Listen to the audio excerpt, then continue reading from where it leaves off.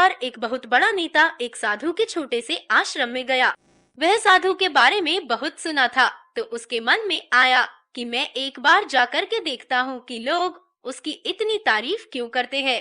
जब वह उस आश्रम में गया तो वहाँ पर एक छोटा सा कमरा था जहाँ पर एक कालीन बिछा हुआ था।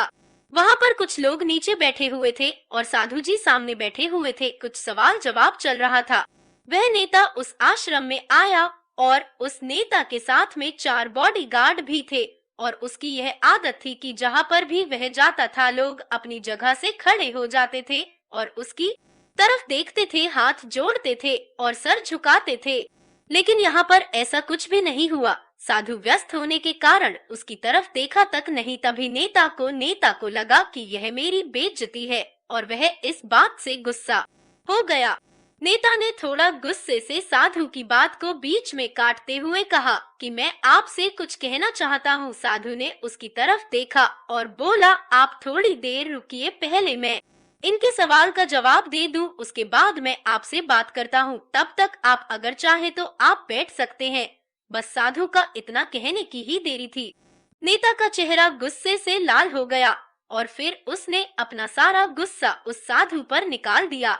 अभी तक वह नेता बहुत तमीज से आप कह करके बात कर रहा था, लेकिन अब वह तो तड़ाक पर उतर आया। नेता ने उस साधु को कहा, तुझे पता भी है मैं कौन हूँ और तू किससे बात कर रहा है? साधु ने उसकी तरफ देखा और कहा, मुझे इससे कोई फर्क नहीं पड़ता है कि आप कौन हैं, लेकिन आप जो कोई भी है, अगर आप चाहते हैं कि मैं आपके सवाल का जवाब दूं या आपसे बात करूं तो आपको कुछ देर रुकना होगा। और साधु की यह कहते हैं नेता गुस्से से पागल हो गया और वही सबके सामने चीखने चिल्लाने लग गया। अब मैं तुझे तेरी असली औकात दिखाऊंगा।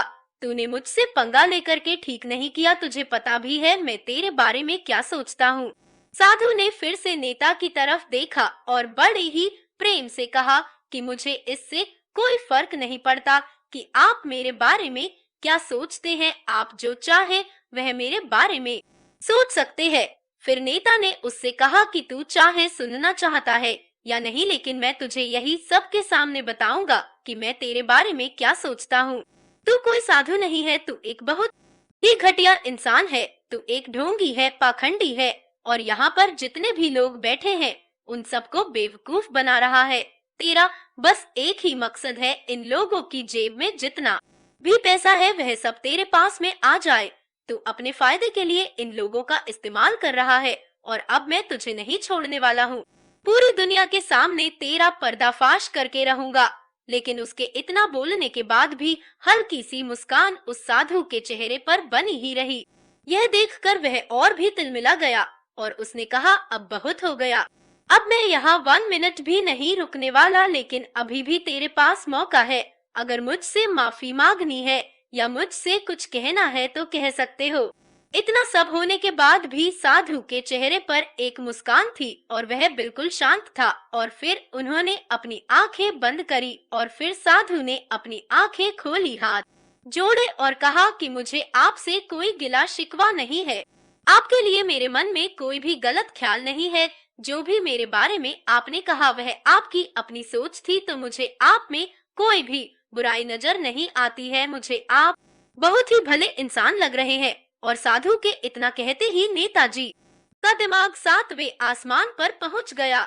उसके चेहरे पर एक अजीब सी खुशी थी, क्योंकि उस साधु ने वही कहा जो बाकी सब लोग उस नेता को कहते हैं। और वह खुशी खुशी उस आश्रम से अपने घर की तरफ चला गया और जाकर के अपने पिताजी के साथ में बैठ गया। उसके पिताजी ध्यान में थे।